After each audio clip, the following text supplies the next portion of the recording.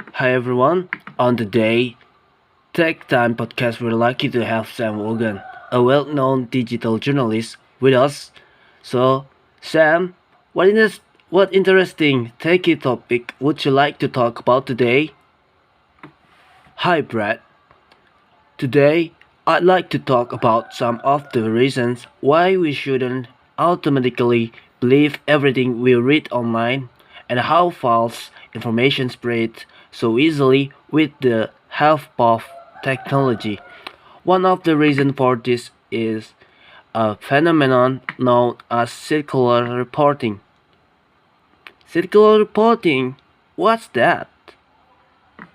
Well, it's basically reports which are based on other reports rather than on the primary evidence or source. To the reader, it looks like the information is coming from several different independent sources, which normally means it can be trusted, but in actual fact, all the reports are based on each other. Imagine a piece of false information is published for example on Wikipedia and then is referenced in a newspaper article or the other publication. Then in turn the original Wikipedia entry reference or quotes the article as validation that the information is true. In a nutshell, it's the confirmation of false information by more than one publication. Okay, let me see if I've understood this correctly.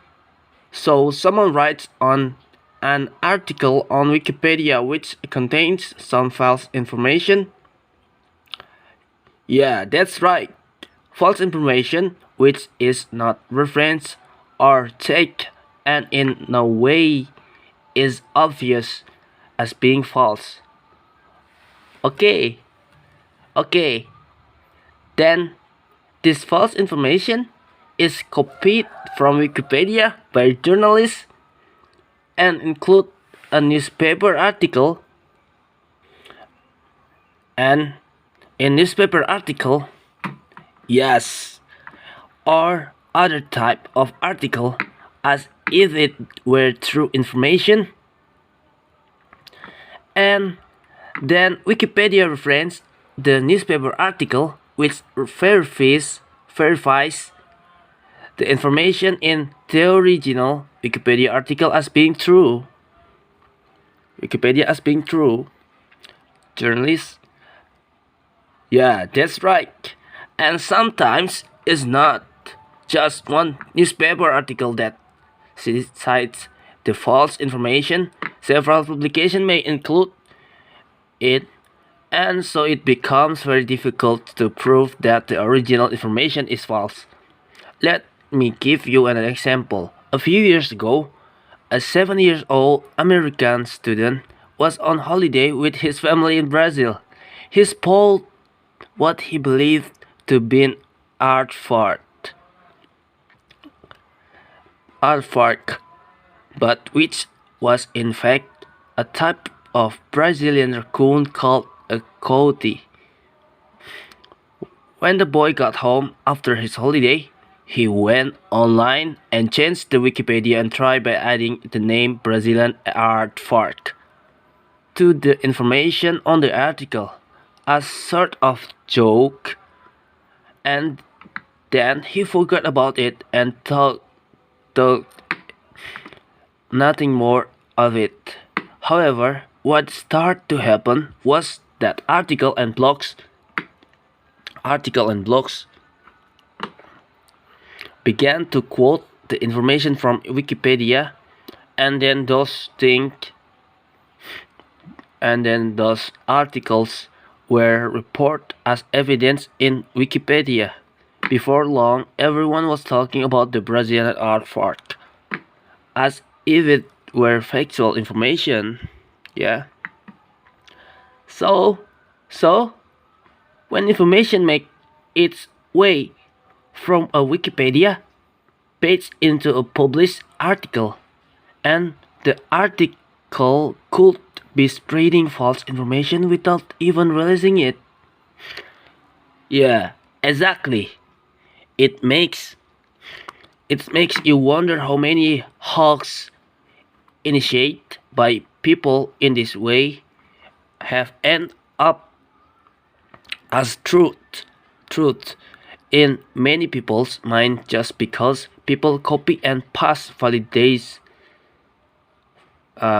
copy and paste vandalize Wikipedia page. That's not to say that all information on Wikipedia is false by any means. There's a ton of really valid information there, and it is constantly being updated. Many people consider it to be the most up-to-date and unbiased encyclopedia in the world. So we just have to be aware that there may be a certain amount of inaccuracy inaccuracies on Wikipedia. Yes, and it's also worth mentioning that circular reporting is not just restricted to the harmless information like the president at FARC, isn't it? No, for example, some time ago, claims that certain vaccine could cause autism in children were published in a prestigious medical publication by a British surgeon. The problem was that the unsupported claims were picked up by the paid media and the news spread like wildfire. Soon enough, the general public were understandably concerned about the risk, and huge numbers of parents refused to vaccine their children. Consequently, consequently, in recent years, we have seen an increased number of children suffering childhood disease such as measles. By the time the claims were proven unfounded, the damage was done, and even to this day, some people still believe that there is a link between vaccine and autism. It just goes to show how difficult it just how difficult it is sometimes for the truth to be heard. To be heard. Absolutely. Absolutely. So, in practical terms, how can we be sure that we're reading is true? Well, we can take certain steps such as checking the original source of the information and, if at all possible, checking that the original source is reliable and not just taken from either Wikipedia, Facebook, or all the media. Right, so we need to be a little more critical and not just believe everything we read online. Yeah, that's right.